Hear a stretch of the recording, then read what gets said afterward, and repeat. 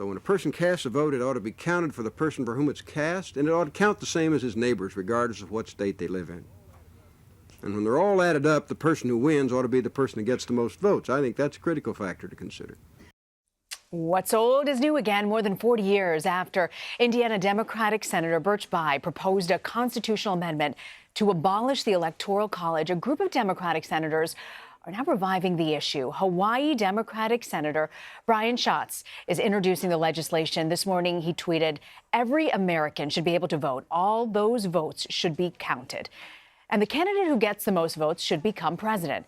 Senators Kirsten Gillibrand, Dianne Feinstein, Dick Durbin are also reportedly signing on to the amendment. Separately, 12 states and D.C. are pledging to join the National Popular Vote Interstate Compact. This is a compact that would abolish the Electoral College if states with a collective 270 electoral votes all join in. Well, currently, the pact has got 181 votes. For more on the Electoral College, I want to bring in Larry Sabato. He's a presidential historian and, of course, the director of the University of Virginia Center for Politics. So, Larry, I want to back up for a second. Can you give us a little bit of historical context for a constitutional amendment to abolish the Electoral College, and why is it so difficult?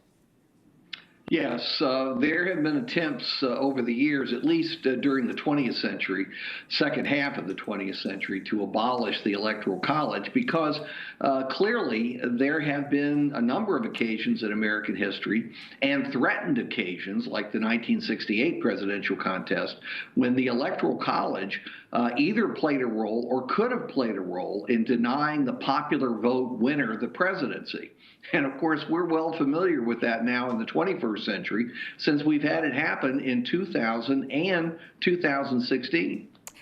And, you know, there are several 2020 candidates who have come out in favor of abolishing the Electoral College. I want to play for you a little bit of what they've had to say.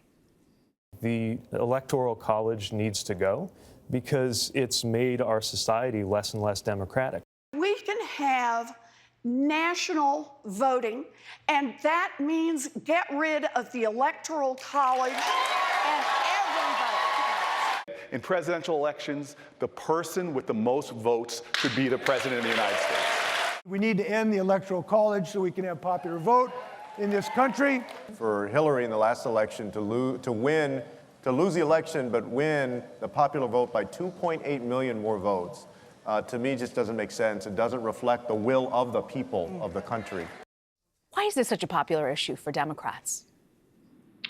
Because their candidates in 2000 and 2016, Al Gore and Hillary Clinton, would have become president had the popular vote been determinative rather than the Electoral College.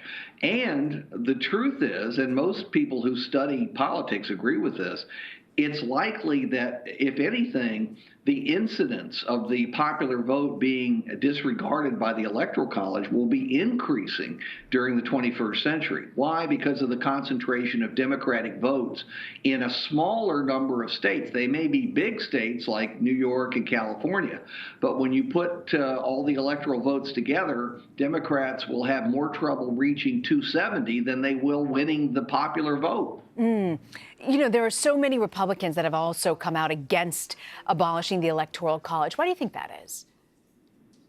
Philosophically, it's because many of them believe that the Electoral College undergirds federalism and states' rights, and they're correct about that. But again, it's practical politics. They understand that their candidates for president will have a better chance of winning if the Electoral College stays there, and it also sets a precedent for the Senate, which is also very unrepresentative of the population. Two senators per state. So Wyoming, which has 1/70th the population of California, gets exactly the same representation in the U.S. Senate, 2 senators. And, you know, there's separately, when you talk about states, there are 12 states and D.C. who have signed on to this National Popular Vote Interstate Compact. We know that electoral maps change all the time. Is it short-sighted for these states to join or to refuse to join the pact? Well, short-sightedness is in the eye of the beholder. For politicians, it's the duration of their careers.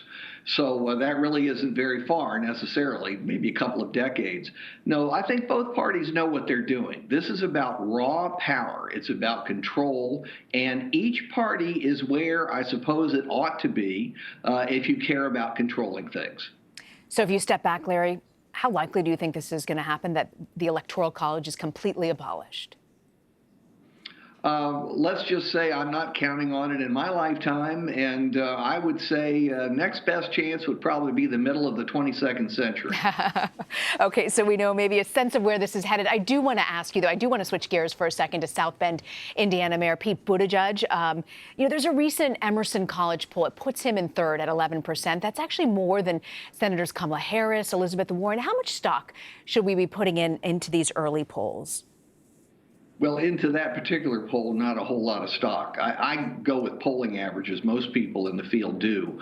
That was an outlier poll. There's no question about it. Now, look, Buttigieg has done a good job in emerging as one of the backbench challengers, but it's obvious now that there are going to be around 20 candidates. There may be more than 20 candidates.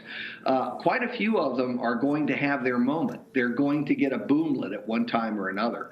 Now, it's difficult to get a boomlet. It's much more difficult to sustain a boomlet. So we'll see whether he can do that. I don't think we should rule anybody out. If Donald Trump taught us anything, it was that. Don't rule anybody out. That's a great point, Larry. Absolutely great point. Buttigieg, we've got Miramar down in Florida. We've got a surge of these candidates. I mean, a Morning Consult poll has Buttigieg up 11 points since February. Is there a point when you could surge or peak too early in a campaign? Yes, this is early. This is early. The key moment in the Democratic campaign, or the first of many key moments, will be the debates. The key two-night debates in Miami at the end of June. There's just no question Democrats have to narrow this field down. They may not want to, but they're going to have to. And I think those debates will do it every bit as much as the money that we put so much emphasis on. We're looking at the new totals, and it's important, and we should put emphasis on it. But it is not the alpha and the omega of politics. The debates aren't either, but I'm simply saying there are many factors involved. Larry Sabato, so grateful you can join us, Larry. Thanks, Rena.